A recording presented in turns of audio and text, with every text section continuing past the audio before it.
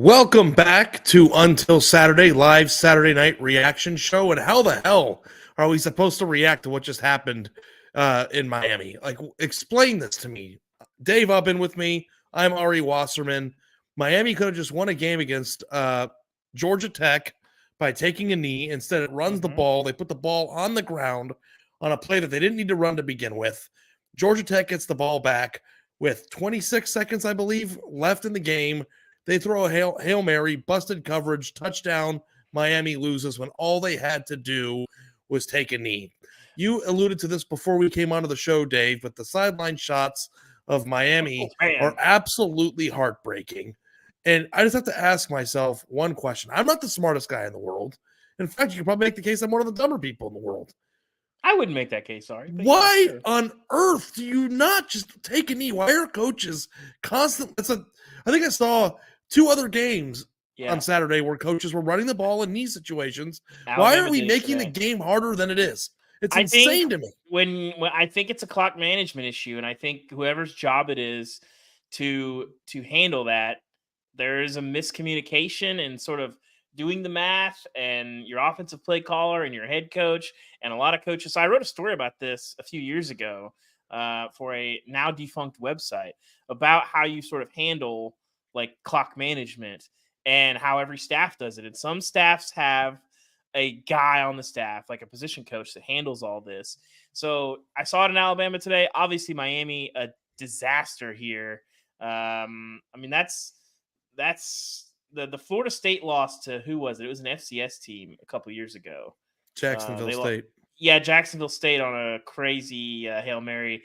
I mean, you had that, and then you have an insane busted coverage where you're down. Like, this is. I mean, you're over here going on and on and on about the busted coverage. And of course, I'm with you on that. It's all that stuff. But yeah, just kneel the ball. Kneel the ball. Yeah. I can't, the thing that's the hardest part is the hardest part to me here, Dave, is that Miami was 4-0. They beat A&M. They had a big game coming up against North Carolina. By all accounts, they had a very promising season. Brewing, at least. I don't know how it would have turned out. I'm sure North Carolina all of a sudden might be one of the 2 or 3 best teams in the ACC now. But we're going to get into a segment here. Well, by the way, guys, welcome to Until Saturday, where the introduction doesn't matter at all when grab ass reach the highest form. But Mario Cristobal is probably going to have a long night at the podium, and rightfully so. Sometimes mistakes are on the players, but sometimes coaches cost their team a game. He lost that game by himself tonight. There's no other way to put it. Yeah, it's on the head coach. I mean, we talked about the dereliction of duty and who's doing what on the sidelines and all that stuff, but the head coach's got to answer for it. And at some point, you got to look up at the clock and say, they don't have timeouts. There's 30 seconds left in the game. We don't need to run a play. And then you run a play. And, there's a real low chance you're going to fumble, even though guys are attacking the ball. But there's a 0%, a less than 1% chance that you're going to turn the ball over on a kneel down. We've seen it before. Oklahoma State did it like 10 years ago. That's the only time I've seen it in a long, long time. Here's the thing, too. There are some pretty bad clock management issues in the NFL sometimes. There was one on Sunday Night Football last year that everybody was going crazy over, and myself included. I can't remember exactly what the circumstances were. But this stuff seems to only happen, this egregious of an example, in college football, where this crazy, kooky, quirky sport just it's 10:45 Central, 11:45 Eastern time. You think that a team's just about to wrap up a victory, and it's the dumbest shit I've ever seen in my life, and it happens I turned just it off. underneath your nose.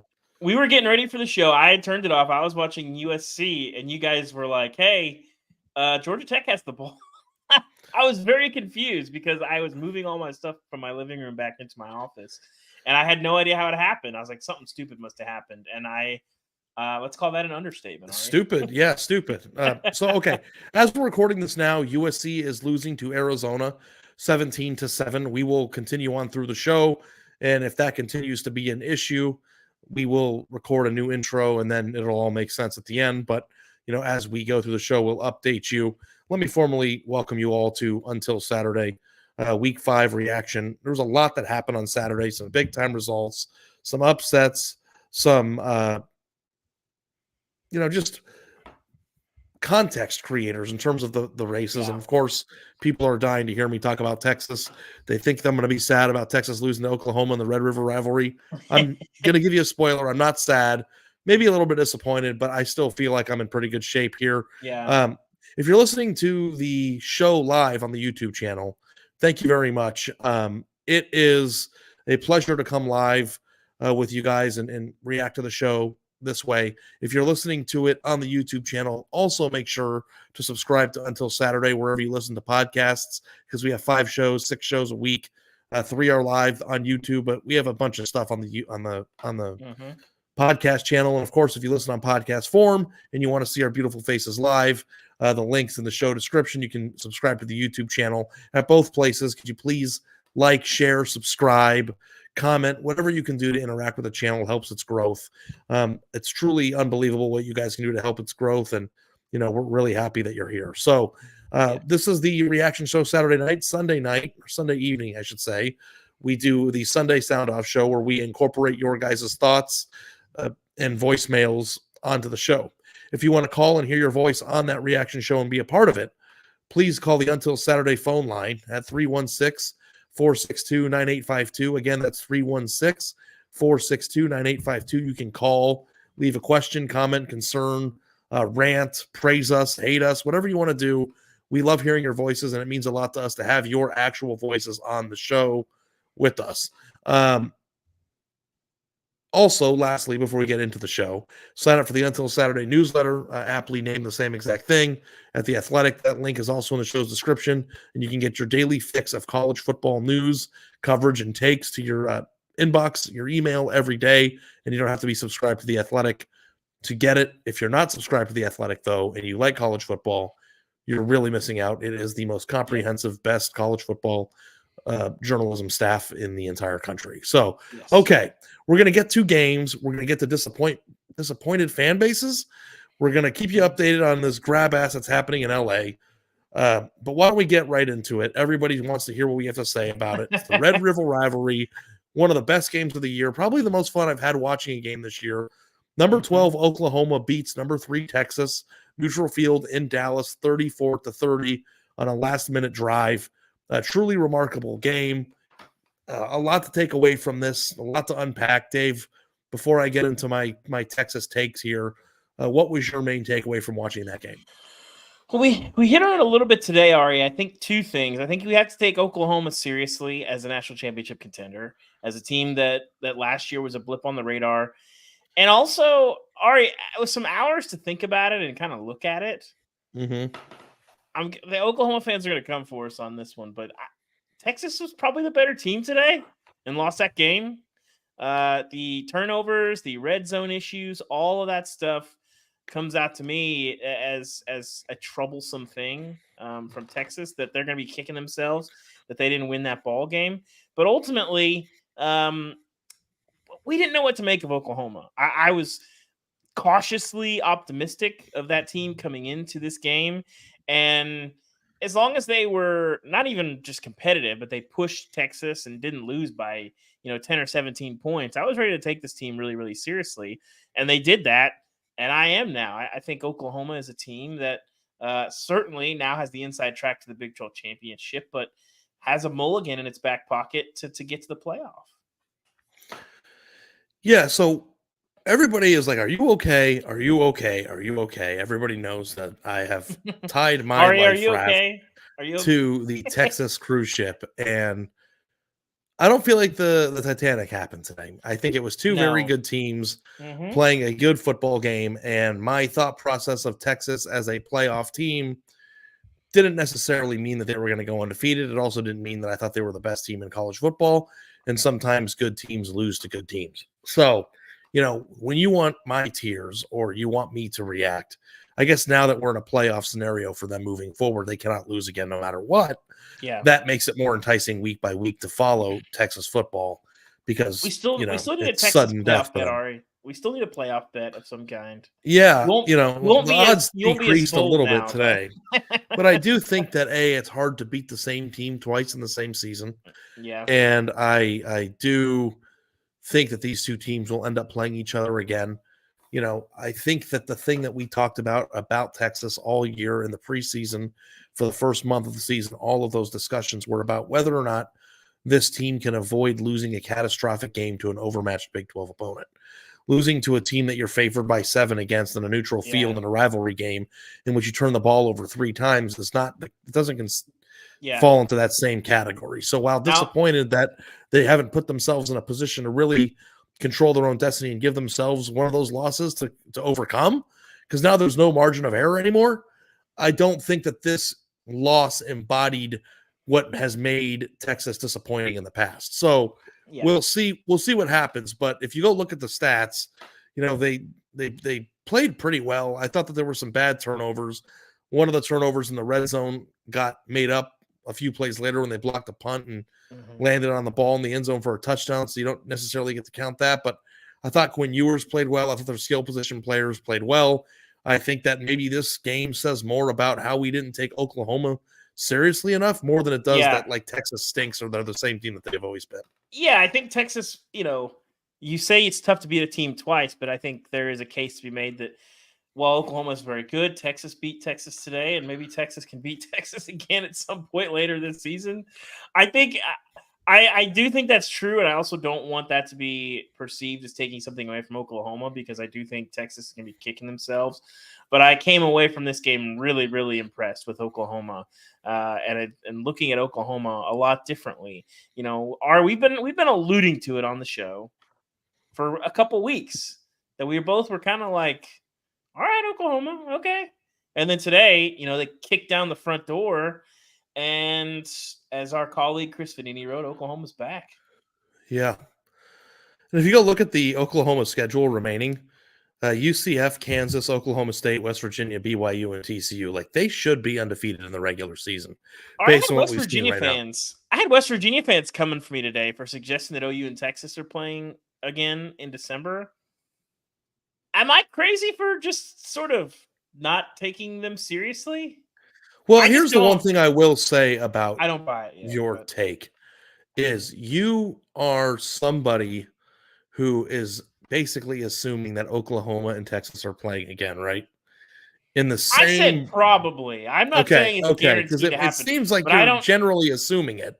If one but in the same breath saying, I don't buy that that's going to be West Virginia. Okay. That's all I'm saying. You can't just assume that they're both going to play again while also assuming that Texas is going to screw it up. So it's like you got to pick one.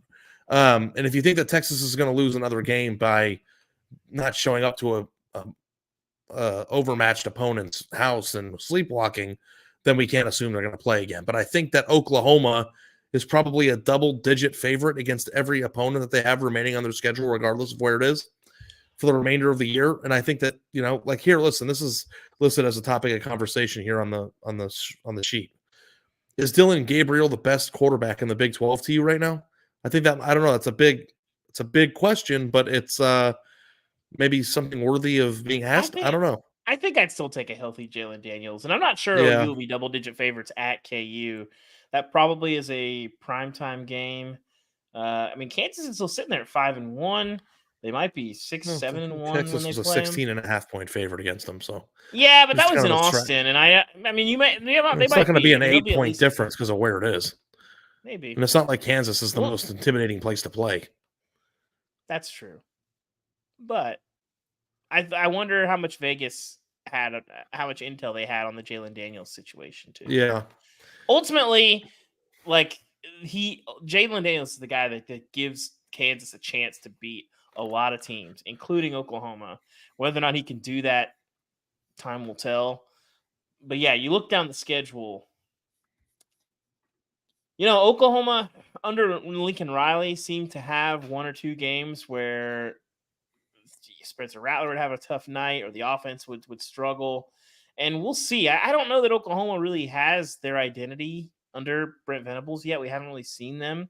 But you look down the schedule, there's not a lot where you say Oklahoma's going to need an A game to win that game. You can show up with your B plus, and you're going to Dallas again at 12-0. Yeah. Both schedules, if you go look at Texas, they're playing Houston, BYU, Kansas State, who forgot how to play football on national television on Friday night. TCU, Iowa State, and Texas Tech. I think that theirs is marginally more difficult, but I think both teams should be able to win the rest of their games, thus setting up a rematch in the Big 12 championship game in their final year in the conference, and away we go. So I thought that it was just one of the best games of the year. The game never disappoints. Both coaches were in their bags. You know, they had some of these laterals on kick returns. They had really interesting play calls. They were going forward in interesting situations. Like, I just thought that, you know, if coaches prepared, I don't even know if it's possible with the amount of hours in a week, but if coaches prepared every week the way that those two teams prepared to play this game on Saturday, it would be a hell of a time to watch college football. And let me just say this too. I mean, Quinn Ewers took a lot of heat in the regular season or in the off season for maybe not being that guy. And I'm seeing some of those comments now in the chat. I mean, 31 for 37 for 346 yards and a touchdown, 2 interceptions. One was deflected. So I think that I'm hoping that we'll see these two teams again. And I think it's possible that it'll be another playoff game heading into the CFP selection show the day after. And it's going to be a hell of a time. And hopefully I'm in Vegas like I was last year for it. So, okay. Not devastated. All right, guys. So, you know, we still got some of this left in the tank, and we'll be following along for the rest of the year. And Texas still controls their fate in the playoff. If Texas does what you've been saying they're going to do all year, they're in the playoff. This is true. Yeah. The thing I'll say about this game was it was just a good, I don't know what the word is, a good example of what makes the sport great. I thought it was pageantry, rivalry, great game. Golly, man. I was sad I wasn't there. I've been to a lot of Red Rivers, and that was awesome. That being down on the field in a close Red River game in that stadium, which is almost packed, you have the 50-yard line split. Man, it is. I saw our guy, Sam Kahn, had a Fletcher's corny dog on the way into the game, too, which I think is an elite move, having a corn dog at 8:30 in the morning. Yeah, they go.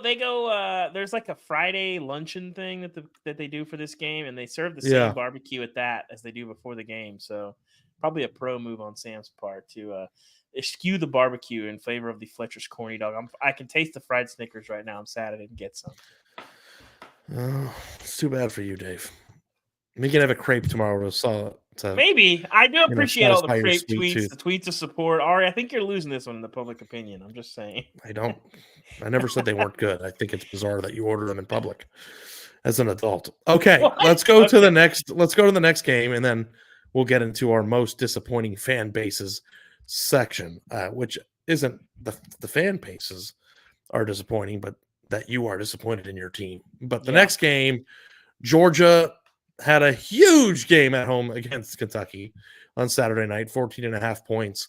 You know, some people wanted to build this out to be a team that could actually push this Georgia team.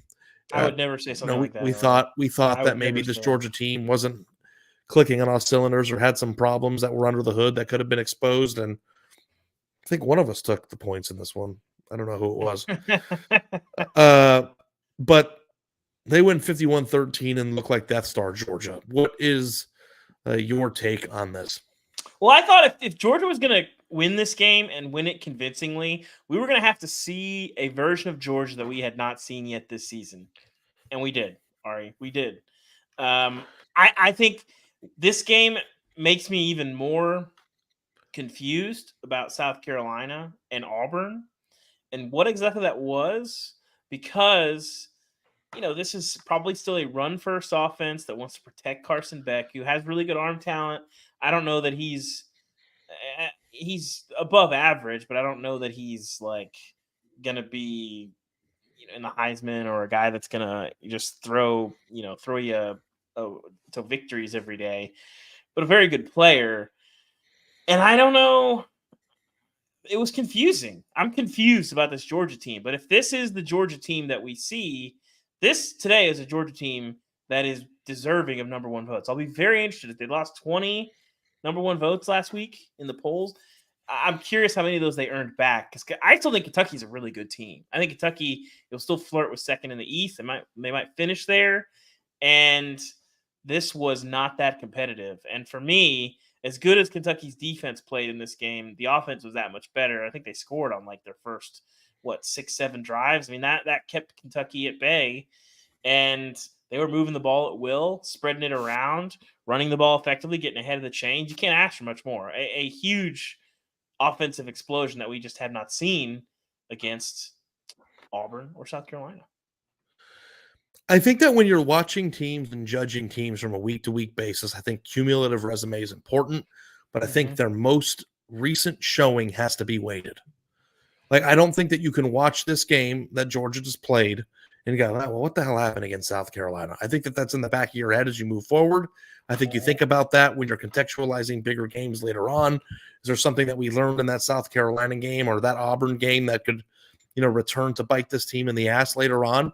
But when you watch a team play 4 quarters of damn near perfect football, and that is the last thing that you witnessed, I think you go into the following week giving Georgia the credit that they deserve. Now, when it comes to rankings, we had a long discussion last week about where you would rank them based on quality wins or what their schedule. I mean, that doesn't, really matter. It's about whether or not you believe that this team is a clear-cut national championship favorite right now. And I think that in a sport where there is no clear-cut national championship favorite, Georgia probably just has to be the baseline answer, because who else do you pick? I mean, I saw some people joking about this, but with Notre Dame losing to Louisville, which we'll get to later in the show, Ohio State looking like ass for an entire half against Maryland, and, all the other things that have come and gone in the sport, Alabama beating A&M, Alabama losing to Texas, Texas losing to Oklahoma. Like, there's a lot of moving parts here. Who do you think is the best team in college football? And I think that it's just a default answer that it's Georgia right now, because we've seen warts with everybody else. Well, can we talk about Michigan now? Are we allowed to bring Michigan to the conversation? Of course. I mean, Michigan is a little bit. It's like a different version of Oklahoma in that we know they're untested. We knew the schedule. This is what it was going to be.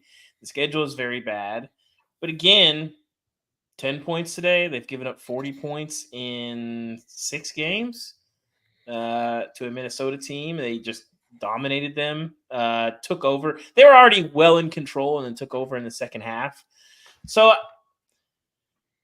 I think they don't have the wins, obviously, but for the lack of shenanigans and TCB every single week, you have to throw Michigan in there. I mean, does TCB stand for take care of business? Yeah. I've never heard it. The only thing I've ever heard was TCBY. So you lost me. TCBY also good. TCBY and TCB most times, I can tell you that. So ultimately, I think you're probably right. I think certainly, obviously, Georgia's. If your life depended on it, if you were in a room and somebody blocked you from getting out of the room and saying, I know who's going to win the national championship there, I'll let you out alive if you pick it, you're going to pick Georgia. There's no one else to pick. That said, Michigan, I think, is a very interesting case. They beat Minnesota 52-10. Minnesota isn't the greatest team in the world, but they're not an FCS team, and they threw them around like they threw them around like they were. It's rude. And the whole thing with Michigan's going to be they're going to win. It's the first time they scored 50 this year, so that's good. But their next few games are Indiana, Michigan State, Purdue, and they don't play Penn State until November 11th. So I think that we know beyond the shadow of a doubt that Michigan is one of the 6 best teams in college football, and that's probably underselling it a little bit, maybe even the top 4.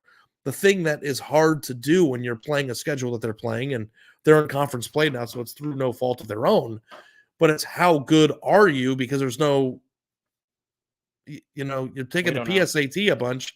Eventually you got to take the SAT, and they haven't done it yet. So, we'll find out shortly, and I'm assuming they have a pretty good chance of beating up on Penn State. I think they're a better team than Penn State. The way that they play in the trenches, the fact they demoralize people, like it kind of is reminiscent of last year Georgia a little bit, where it's just like no matter who they play on their schedule, granted not very good teams, but they're playing them, they don't have a chance physically. And I think that that's a second gear that when you get that in college football, you have a shot at it. But would you blindly choose Michigan to beat Georgia tomorrow? I don't know that I would. No. So that's the thing. I don't know. I think I'd probably pick Michigan to be the second best team in college football right now. I think that's fair. Yeah. I don't know. It's hard. If they played, I would say Michigan has like a 35% chance of winning. maybe which is 40. a lot higher than I would have given them last year. So Yes, yeah. that's a good sign. And you know what? Maybe they'll win a national championship this year. That's not taking anything away. It's just really hard to gauge a team when they play a schedule that doesn't get interesting till mid-November. So Yeah. as we move on into the next segments, I just want to let you guys know that Arizona is winning 17-7. USC is inside the 10-yard line, and that is Almost halftime. almost halftime. So, Mhm. okay, we are going to get into the most disappointing teams rankings. We thought about fan bases, and we both came up with a top 5 list. Yeah. Fan bases that are most disappointed in their team's performance this year. I think we had some overlap. I think we had some Yeah. different answers, but let's get to them. We had the same number 1, Ari. Okay, I don't know how we're going to do this. Are we going to? Okay, we're just going to release it here. My most disappointing rankings are number 1, LSU, number 2, Clemson, number 3, Notre Dame. After whatever happened out there, and That was hard to watch. yeah, that was a rough loss on Saturday night to Louisville. Number 4, Texas Tech. Number 5, Texas A&M, which basically just looks like all of Dave's preseason predictions in one place. But those are mine. Yeah. I don't know if we have a graphic for yours, Dave, but you had a few Yes. different ones.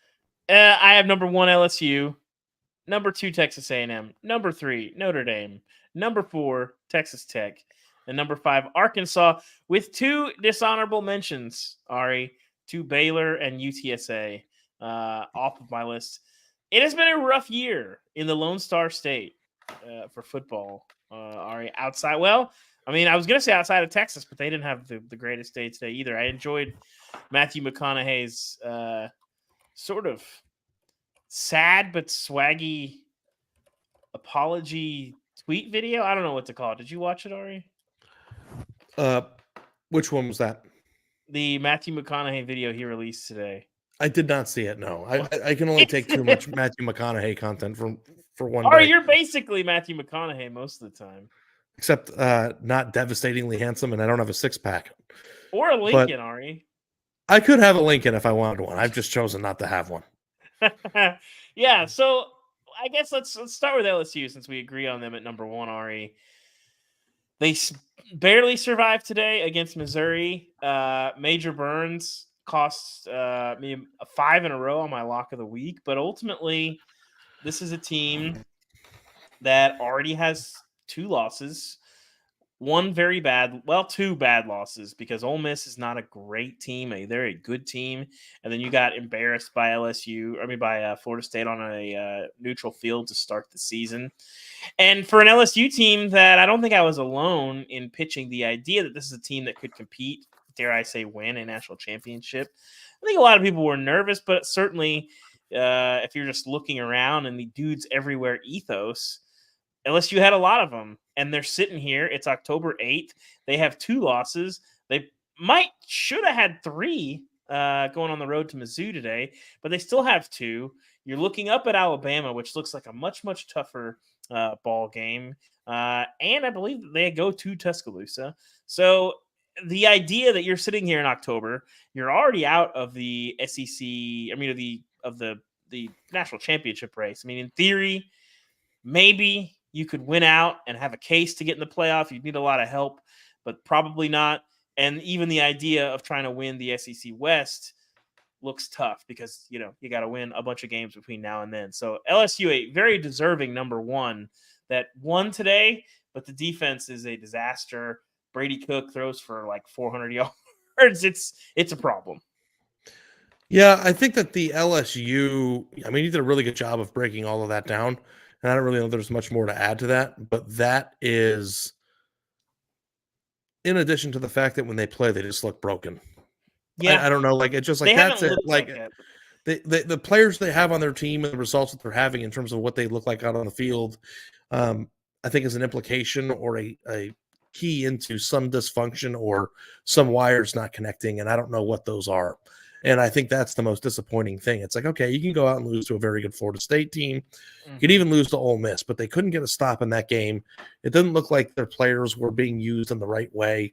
I didn't see a ton of improvement with their quarterback for year over year. And it just looked like every other possible way that you could have envisioned this team being a national championship contender just did not happen. That's a good way to put it.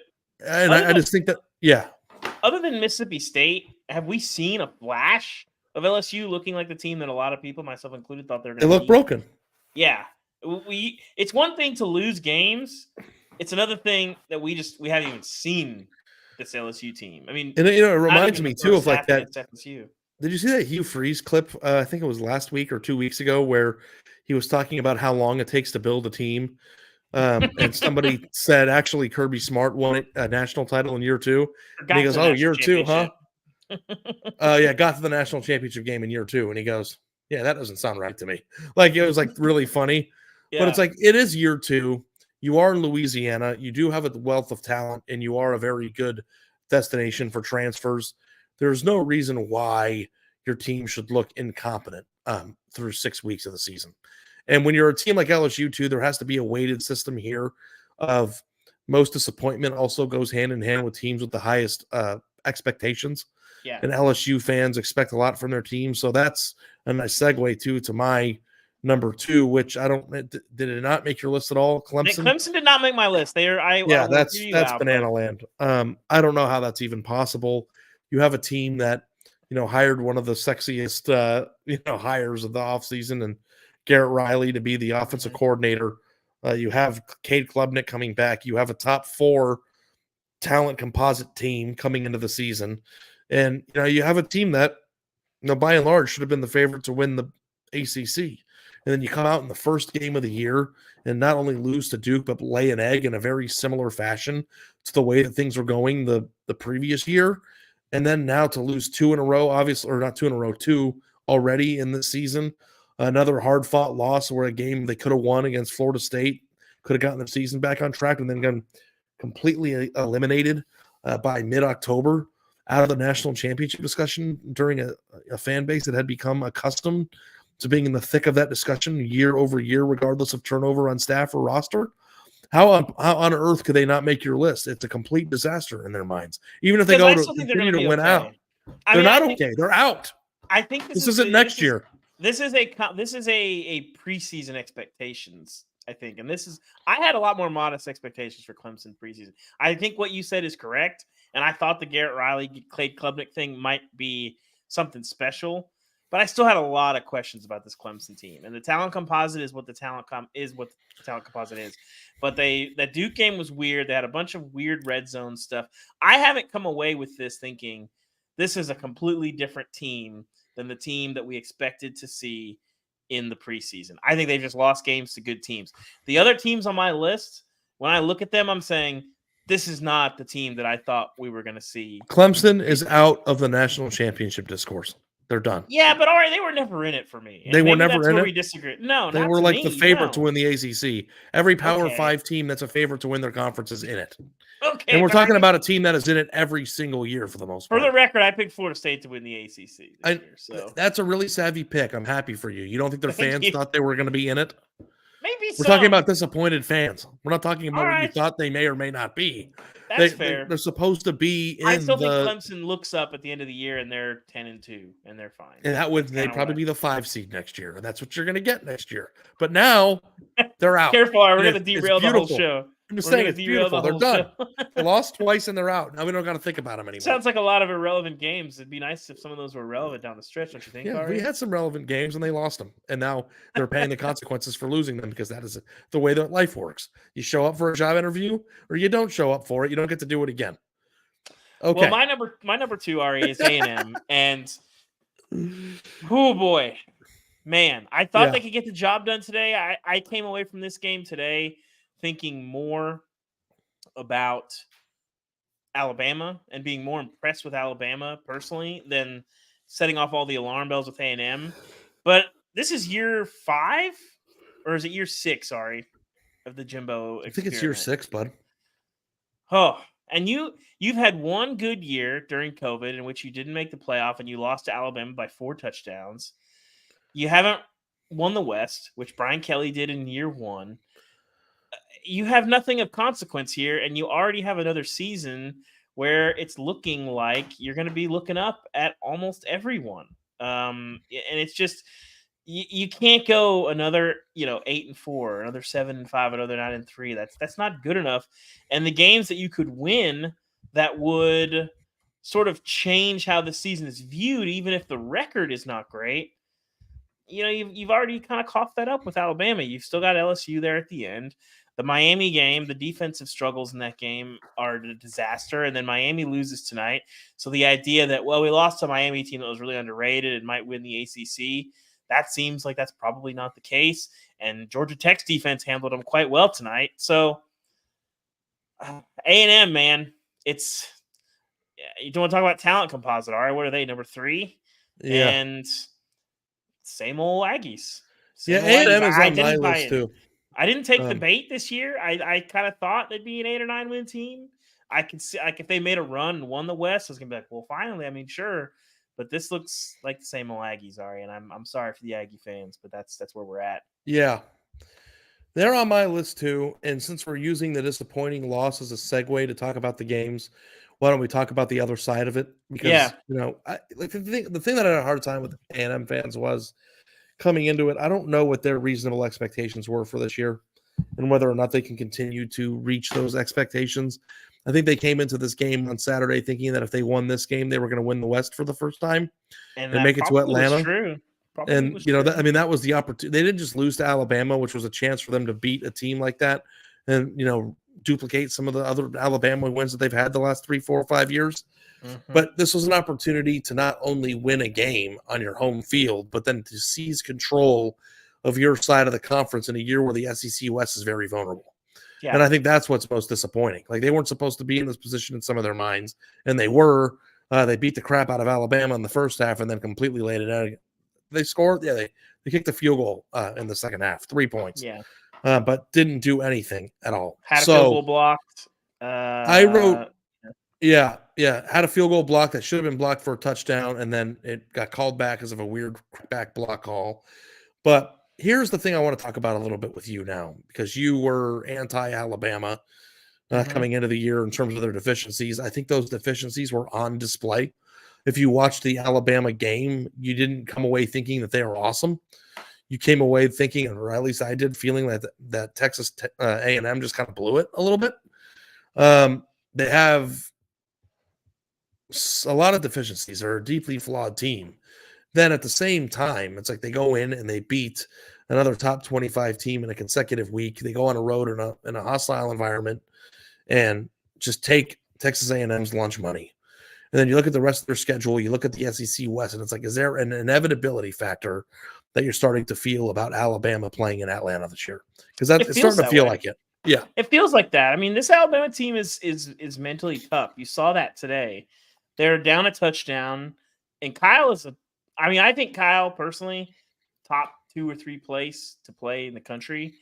You're down a touchdown to a team that really wants to beat you, that's on top of you. They didn't flinch. Credit to Alabama. This is still a pretty young team. I don't know that you're going to get 186 yards and 8 catches out of Jermaine Burton every week. And Jalen Milroe, we didn't see him get loose, and A&M clearly did what I thought they were going to do. We talked about this week, Ari, is make him beat you with his arm, and he did that. He did, There are a handful of balls. 23 rushing yards, Dave. Yeah. There's a handful of balls from him where you're just like, oh my gosh, son. Like, you got to hit that. But he hit enough. And they're out of there with a win. And this is not going to be a dominant Alabama team. I think when they play teams that cannot contend with them physically, they're going to bully them a little bit. We've seen that a little bit. But I think they've leaned into who they are. The South Florida experiment, I think they're never going to speak of that again. I think that they've already punted that game tape as far as they possibly can. And they're going to design their situation around what Milroe can and can't do. And they did a really nice job of putting him in places to succeed today. And he was good enough to win them the game. And they're not going to play a lot of teams this year that are better than the team that they played today in Kyle Field. LSU's probably on that list. We'll see what Tennessee is, but they get them at home. They already choked out Ole Miss. Kentucky, they're on the road. We'll see what Kentucky is. I like your words for beating teams. Punked, choked out, curb stomped. It's very violent. Well, football's a violent game, Ari, but Yeah. so Well, here's the thing that that's I still wrote in the inevitable. column. Is it possible that Nick Saban's greatest achievement, maybe not greatest, he's got a lot of great He's achievements, done some good stuff, yeah. but as a curtain call, as the sun sets on his tenure, when I say sun sets, I don't mean Easy, Ari, this year, easy, but in the last, I easy. think we can assume maybe it's the last 5 to 7 years of his coaching tenure, that he could take an average or borderline Alabama ass team in comparison to the ones that they've had in the past and still make the playoff or play for even more. Like when you think about I think that you can make the case that some of the issues that they've had offensively are because of him. So I have a hard time saying like coach of the year for overcoming the adversity that you created. But are they going to Atlanta? Sure, I think they are. Could they beat Probably. Georgia? Sure. Like, could they take this Alabama team that is average by every aspect and every metric that you could possibly come up with as it relates to comparing them to former Alabama teams and slide this team into the playoff? It reminds me a little bit of the 14 Blake Sims team a little bit. That was the worst team of the Saban era coming into it. I don't know. This one probably gives that a run for its money. I don't think that it's out of the question. And people are like, relax. Alabama stinks. You watch the game. They're not very good. They're going to lose again. And that might be true. But it's not necessarily only about how good or how much improved Alabama is from the Texas or South Florida games. It's also the question is, if it's not Alabama, then who is it? Like, we're getting to the point now where it's just like, if you think Alabama stinks, why don't you take a look around at who they're going to be playing this year? Yeah, and the flaws on offense have gotten a lot of attention because we're so used to Alabama having that dominant offense. I got to look at the numbers, but this is the best Alabama defense in a long time, Ari. You look at and what Sam they're Callan doing. here says, Ari, Bama is not beating UGA. Okay. It's like, Sam, I love you, buddy, and I'm happy that you're here. Do you think you're teaching me something? Like, do you think that, like, I don't know that Georgia is a better football team than Alabama right now? But if Alabama's defense at the end of the year is rocking shit and they're playing in a dome and you have a team that figures it out with the deepest, most talented roster in college football history, it's not a slam dunk, especially considering the fact we're 6 days removed from half of the Georgia fan base wanted to fire their offensive coordinator. Ole Miss scored 10 points against these guys. I don't know that it's a foregone. Everything is so cut and dry, foregone conclusion. Do I think that Georgia's going to win the game? Of course I do. I have eyes. We all have eyes. We see what you see. Is it over? No. I thought it was over a few months ago, a few weeks ago. It's not over.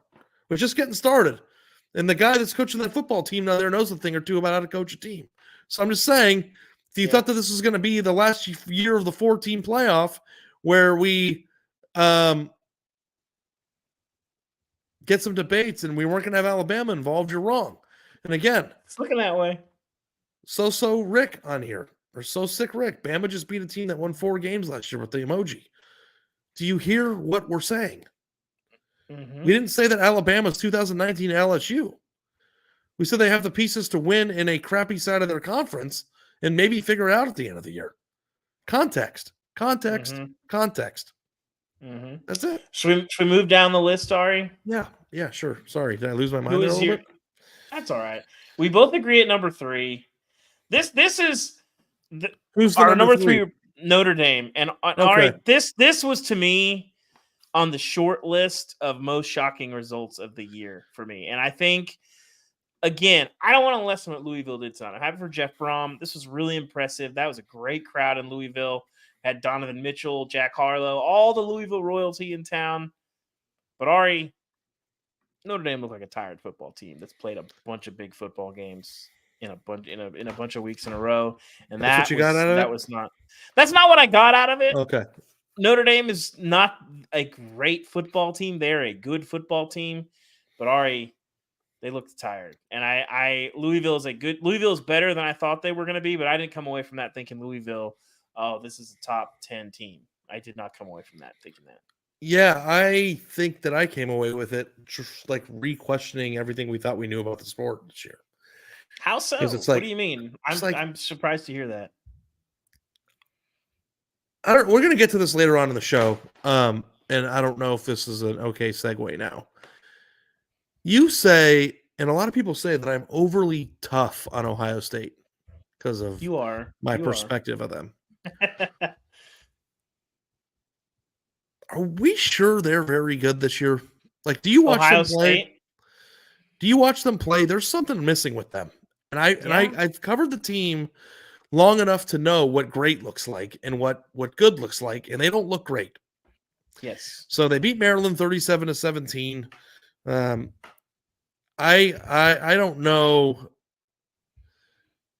if this means that they're not going to win the national championship or make the playoff or lose to Michigan. Those are all these questions are going to be answered.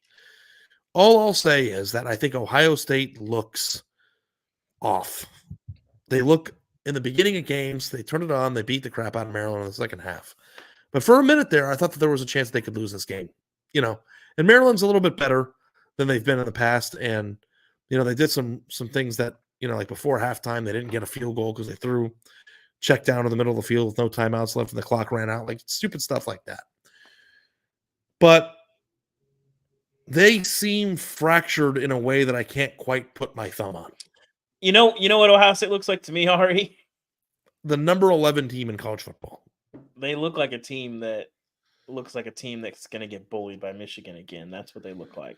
Yeah, well, but anyway, so we're 2 weeks removed from Ohio State beating Notre Dame on the road and finding this like grit, tough program defining word tough win. And it's like, what if Notre Dame is top ass? Ari, do you not think there is something to where Notre Dame was just physically? Sure. I'm sure that takes a toll on teams, and this is early in the season. Okay, so they go to NC State. That's not that big of a game, but you have Ohio State, then you have Duke on top of that, and then you go to Louisville. That's some quality teams. Maybe not so much NC State, but Ohio State and Duke back to back. Notre Dame looked like they didn't know how to run offense tonight. So if you think that's because they're tired, that's fine. They looked completely and utterly inept for 4 quarters of football. Yeah. And, if you think they're tired, that's your prerogative. I think that there's something more to it than that. But, and listen, like everybody thinks that I'm overreacting. Ohio State is fine. The thing that I love about Ohio State fans, and it's something that's happened to me while on the beat, I will make an observation about the way that the team looks. Everybody on Ohio State's fan base will be like, yeah, you're right. I agree with you. Then as the game goes on and Ohio State starts to pull away, those fans become angry at the notion that was correct at the beginning of the game and dismiss that it's a reality. And my thought process is that they look disinterested. They look a step slow. They look less passionate than other teams that are playing in big games. And it just doesn't seem to be clicking for me. And it might not cost them a game next week. It didn't cost them a game on Saturday, but they consistently play with this type of tenor. And if they do that, it will jump up and bite them in the ass sooner rather than later. So somebody said, I don't believe in, Kyle McCord. Obviously, he's got a lot of growth to do. The one test that he's had this year with his back against the wall, he led a game-winning drive and, showed some stones. I've got respect for the growth process there. And I'm not even saying that Ohio State can't make the playoff or even win the national championship this year. I'm just telling you from my, I think, seasoned eye of covering that team, I know when they have it and when they don't. Mm-hmm. And if you're an Ohio State fan who is honest with yourself, watching the game today or watching some of the other games from this year, even the end of the Notre Dame game, they ended up pulling it out, but there is something not quite adding up there. And we'll see who's right and wrong. But, yeah, if you think that I'm crazy, then I don't know what games you're watching, because that was a very uncomfortable half of football that they played against a team that they shouldn't have had a hard time physically measuring up to. So, yeah. Okay. That's the Urban looked happy. Didn't he even say it? We lost the line of scrimmage the first half. Yeah. Well, you said if they don't, hard to believe. If they don't win the line on Notre Dame, the thing about these Saturday shows is it's hard to get numbers to contextualize in the moment. But by my eyes, I think Notre Dame ran for 9 carries for like half a yard on 3rd and shorts tonight. That was a big thing. The lack of physicality and the lack of creativity for Notre Dame in those short yardage situations over and over and over again tonight. It put them behind the 8 ball against the Louisville team that they are better than. They're a better team. You went on the road. It was not going to be an easy game, but you went on the road. You lost to a team that you're better than because you didn't play up to your potential for whatever reason. You can chalk it up to whatever you want. I do think there's an element of being physically tired after the kind of games that they've played the last couple of weeks. Emotionally getting back and trying to get up for another team that, for Louisville, a team that has a pretty weak schedule, and you get Notre Dame in your house, that's a Super Bowl, right? And they won it tonight. So the short yardage stuff to me jumped out as the most concerning thing from Notre Dame. And I think the way that we didn't see them blow anybody off the ball, to me, looks like a team that just didn't have it. But also, too, a reinvigorated ACC race with Florida State, UNC, and Louisville now. It'll be fun to see which teams can push it a little bit further than we thought that they could at the beginning of the year. And some new blood's always exciting. So, hats off to Louisville for physically beating up Notre Dame. Whether it was Notre Dame's fatigue or their schedule, I guess there's probably something to that. But they won 33-20, and Notre Dame's going for it on 4th and 11 from their own 30-yard line with 9 minutes left, down by a touchdown, I think, right? Yeah. We're down by 2 scores at that point. But still, it was a weird call of desperation that just then the game unraveled. So, there's a lot to unpack with both of those. But from a fan base standpoint, I'm sure Notre Dame came in thinking, well, we finally got our quarterback. We have a guy who's a 25-year-old man who's might be one of the most handsome men I've ever seen in my entire life. It's impressive. The offense. He's got it going on. But our number 4, Ari, with 2 losses is a tough pill to swallow if you're a Notre Dame fan. Yeah. Our number 4 we agree on, Texas Tech. We don't need to belabor it. Team that had a lot of hype coming into the season. I don't think I added to that in any way, Ari. I wouldn't say that. No. I don't think you did at all. But you're sitting here. You've got losses to Wyoming, which was eye-popping. Oregon, I think that loss actually aged pretty well. You were in that ball game, but you just lost a really good Oregon team. And then we'll see what West Virginia is. But at the end of the day, you're still not looking anything close to a Big 12 contender, much less a champion or a team that should be taken seriously. So a good win today against Baylor, who we'll talk about in a second as well, I believe. But yeah, Tech not getting it done. Yeah, my list was LSU, Clemson, Notre Dame, Tech, and A&M. So I think we covered all of them. Well, my number 5 is Arkansas, Ari. Yeah. And the vibes are not good. They're not good in Arkansas right now. This is a team. It's never good when your coach is having to delete his Twitter account. That's a bad sign. But it just looks a little hopeless for the first time in a long time for Arkansas. They don't have a conference win yet. They have one FBS win over a Kent State team that got portaled to death. They didn't exactly blow them out of the water. They lost to a BYU team that's not fantastic. Gave one away at LSU, a game that they probably felt like they should have won. You lose to A&M, and then today I don't know how to characterize that loss to Ole Miss, but they weren't the better team today. You're on a 4-game losing streak, Ari. And you look down the schedule, and there's not a lot of wins left, and you got to go to Bama next week. So Arkansas, I think the SEC West is always interesting, and I think this is one of those years where it's like somebody's got to finish last. Seems like it's down to Mississippi State and Arkansas, doesn't it? Mm-hmm. Yeah. So how's your group chat hanging in there? Are they doing okay? It's been tough, man. It's quiet, that's actually worse than when the fans are angry, because apathy is sort of starting to set in of like, this is hopeless. That's actually a bad sign. And then we'll give a shout out to Baylor, who seemed like a bowl team before the season and now looks like the worst team in the Big 12 by quite a margin. They're getting bullied. My lock of the week was Texas Tech -1, and they won by a lot more than 1. Yes, so that was an easy win. Yeah, and it never even seemed like they had to sweat in that game. So, and Dave, let me interject here one last one too. I don't think that we submitted our disappointment rankings before the Miami game. I think we both can add Miami somewhere into that list. I mean, I guess they're still 5-1. Like, you still control your fate. I know. I don't disagree. When your coach loses that game, I don't like Ralph Russo from the AP just texted us in the group chat. That was amongst the worst losses I have ever seen a college football team take. I honestly cannot recall a worse one off the top of my head. Well, the gold standard, Ari, is, are you aware of the Baylor UNLV game from, I believe, 1999? Have you heard about this game? It's not off the top of my head, no.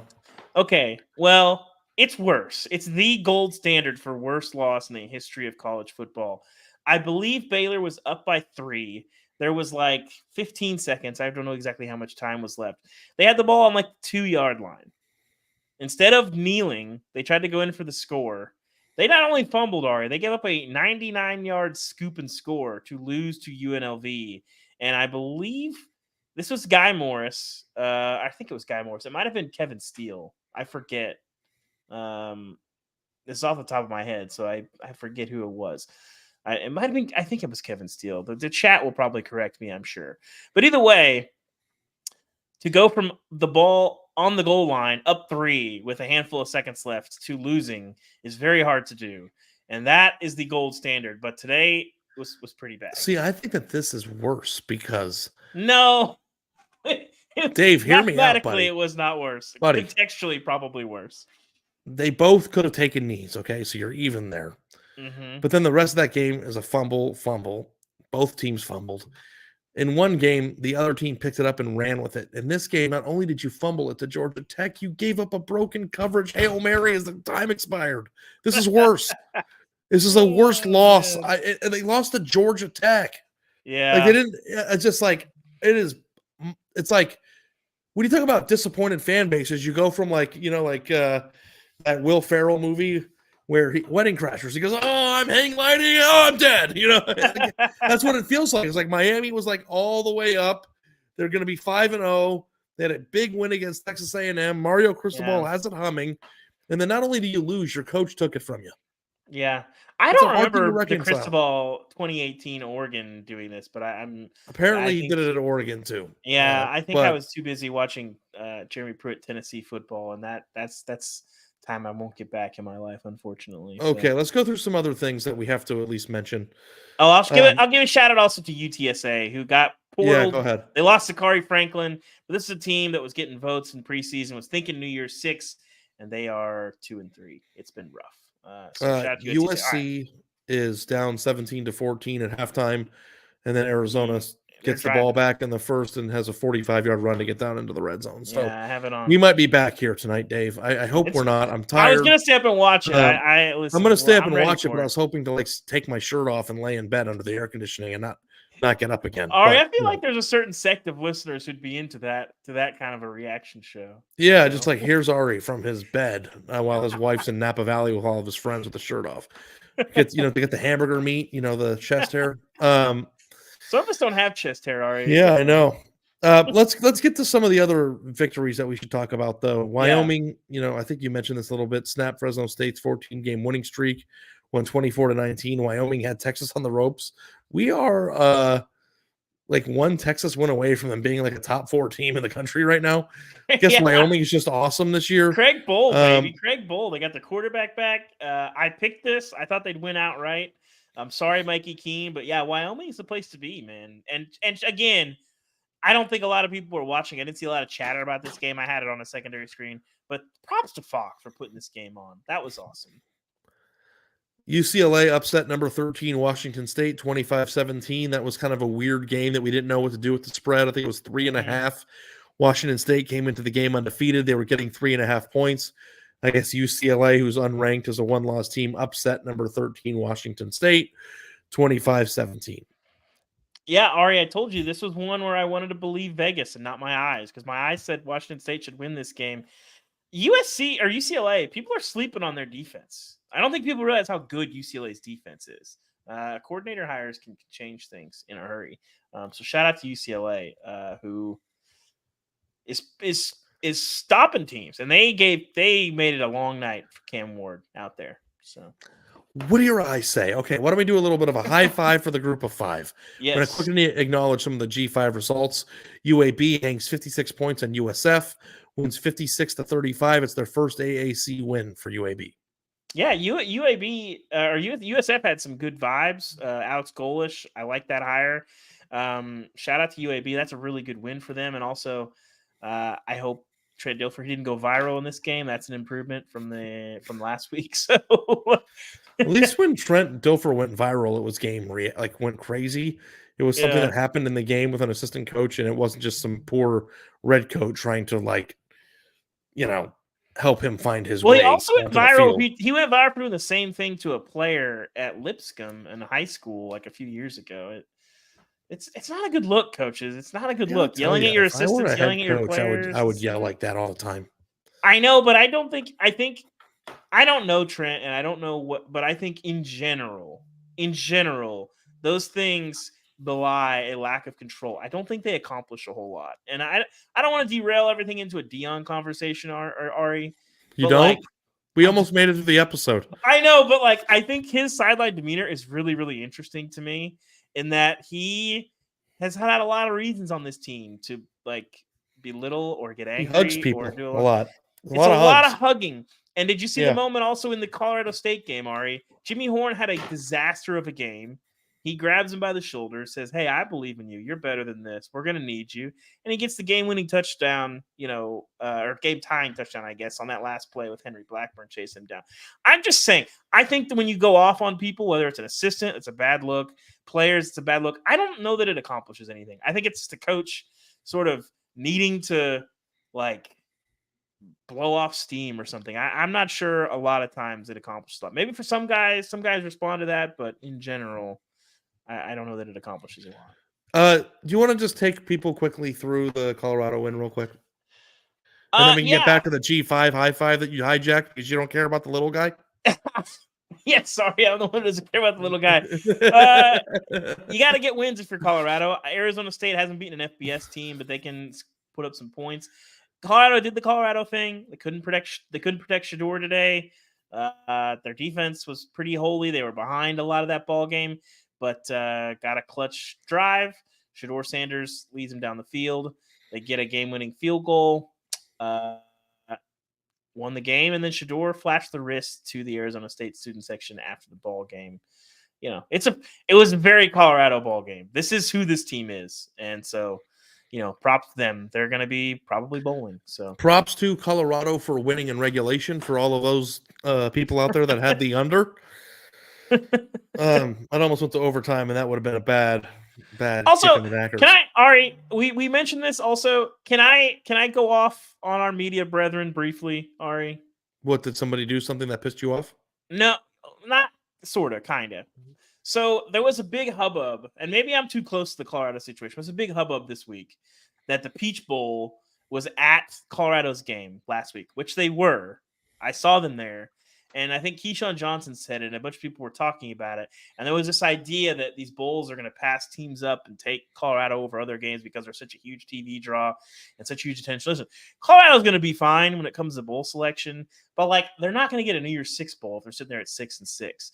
And bowl execs are at every game every week. There's a bunch of them. It's what they do. Yeah, it just is what it is. It's a big expensive time. They get to go get the nice steakhouse and watch. I can't tell you how I can't tell you how not newsworthy it is that a bowl executive from any bowl game shows up to any game ever. Those It's sweet Blazers. Yeah, it's whatever. So anyway, please chill out. Again, Ari, this is the thing where there's a lot of people who don't deal with college football a lot talking about Colorado football, and the fact that people were making a big deal of the Peach Bowl people being at the game is chill out, guys. Anyway, do you mind if I get back to talking about the G5, or do you still only want to be hyper focused on the P5? Let's do the G5, Ari. Let's do the G5, Ari. My sickos game of the week was Northern Illinois against Akron. Northern Illinois dropped 55 points. That's a snap their 4-game losing skid. Ohio, Miami of Ohio, and Toledo all won today. That's 3 MAC teams with 5-1 records. South Alabama scored 55 points in a blowout win over UL Monroe. UL Lafayette scored 13 straight in the fourth quarter to beat Texas State 34-30. That's a good win. And there's some good wins out there. Yeah. So why don't we go out? Can I talk about my sickos game of the week briefly? Yeah. What was Friday night? The Friday night game, Nebraska and Illinois. 3 second half points, 5 second half turnovers. That's sickos football. I should get I should get my lock of the week rescinded and granted to me because the Sickos game I don't embraced the understand ethos so much. how these Nebraska fans can do it week in and week out. I'm I so sorry, really don't. Nebraska fans. It's not even football. It's worse. And all right, by the way, the drive to 325. We don't have an official update this week. They scored 20 points in a win over Purdue. But Iowa, for as much as we've been beating them up, is 5-1, and their only loss is on the road to a top 10 Penn State team. Oh man, talk about consternation. That's the angriest 5-11 or 5-1 team in America. I'm sorry, Iowa fans. Deacon Hill, who played quarterback for Iowa. Did you see his stats? It was 3 of 14 for 28 in the first half. I saw. I didn't bother looking. He finished the game 6 of 21. 6 of 21 what are we doing, Iowa? for 110 yards and a touchdown. This is insane. This is insane. Like I'm so sorry, Iowa fans, that you have to subject yourself to this. Who do you think has it worse, Iowa fans or Nebraska fans? Nebraska fans, right? Because Iowa's winning. Nebraska's not much better aesthetically at this point. I think it's just the Iowa fans are willingly, their staff is willingly subjecting them to it. Iowa's drive the 325 update. Brutal. 24 points, 20 points, 41 points, 0 points, 26 points, 20 points. Season total is 131 points, 21.8 points per game, 194 points away. Iowa has averaged 27.7 points per game for the rest of the season in order to reach their 25-point goal. And I will say that Iowa fans probably have it better. But the sickest thing about this, Dave, is that this is exactly how Kirk Ferentz wants to win. So he's in his office smoking a cigar and laughing and with pride, as if this was a good. This is what they want. It's sicko ball, man. It is what it is. And it was great in the 90s, but God, 6 of 21. What do you think would happen what would you do? If I give you $1 million cash right now, you could take the million unmarked bills that are legal and yours. Mm-hmm. Or if I gave you $25 million, if you could do a simulation of Iowa's game and play quarterback and put up better stats than their starter, what would you go for, the $25 million, or would you just take the? Do I have to? Am I allowed to hire my own OC? You have to just play the game that they're playing. No, I couldn't. I couldn't do it. I'm not that. Listen, I've played my share of quarterbacks in college intramural games. I've done a little bit of running around, but you just take the money. If you give me a good OC, a QB-friendly OC who's giving me some good windows and some good looks, then maybe. But in that offense, no. What about this? I'll give you $100,000 in cash right now. Okay. Or you get $10 million if you can bowl a perfect game in the next 6 months in bowling. No, I wouldn't be able to do it. But you can stay all in the bowling. You have unlimited bowling frames. I'm not that good. I don't bowl that much. You think you could do it in 6 months? No, I couldn't do it. If all you did was bowl all day? No, I don't. That's like getting a hole in one, Ari. I think people don't understand how hard it is. It's incredibly hard. I've played a lot more golf in my life. I have one hole in one. Like a perfect game. You have to be much, much better at bowling than I am. So no, I'm taking the money. You get to take a cot into the alley. You get your own ball in your own lane. You can bowl. I wouldn't be able to do it. I'm telling you, I wouldn't be able to do it. No, I wouldn't. I feel like you'd be able. I think no. That if I had a son, or if I wanted to subject my daughter to this, if I took her to the bowling alley every day and groomed her to be a bowler, she could get a 260 average by the time she was in high school. No, I think it's repetitiveness. No, she would get burnt out from bowling and she would hate you. She would not have a 260 average. I would lose my family and then she'd bowl a 130. Okay. Old Todd Marinovich of bowling over here. Let's sign out here. Okay. Locks of the week. Mine was Texas Tech -1.5. They won by 100. I am 3-2 on the year of locks of the week. Dave was Mizzou +6. After I tweeted that I had Brady Cook. I tweeted that Brady Cook had been arguably the best quarterback in the SEC this year, which has been true. And he throws a pick six on an attempted game-winning drive. It's a shame. Buddy of mine, a really smart buddy of mine, almost a prophet from college, once looked at me and he goes, Ari, Sucks to suck. Sucks to suck, Dave. And guest Seth Emerson's lock of the week was UNC minus 80 or minus 8.5. That was a nice Might pick. as well have been 85. I disagree with him on that, but that was a nice I did pick, too, but it was before Tez Walker got cleared. So there was a Yeah, little bit the of pep in Tez their bump. step, and they beat Tez Syracuse bump. by 100. The Yeah. guests on this show, on the Thursday Pick'em show, are 4-1 with their locks of the week this year. Shout out So to you. that's good. So, okay. As we get out of here, the final update I will give you on the USC Arizona game is Arizona is winning 20-14. USC has the ball on the edge of Arizona's red zone.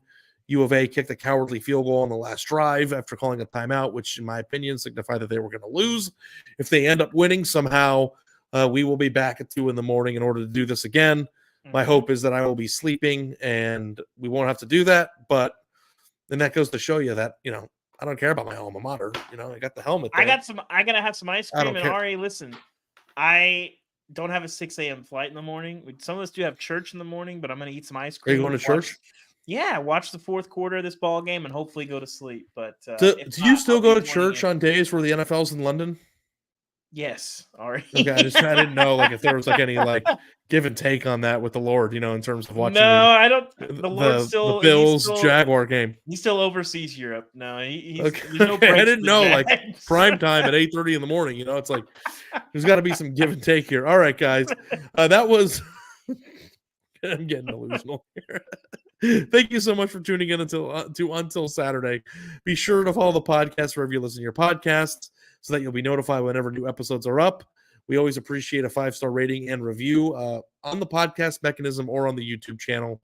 The links to the YouTube channel can be found in the podcast show description, and the YouTube channel can be found vice versa. You get it. Thank you so much for joining us tonight. We will be live again on Sunday afternoon for Sunday Sound Off. Until then, for Dave Ubben, I'm Ari Wasserman. That was the latest edition of Until Saturday.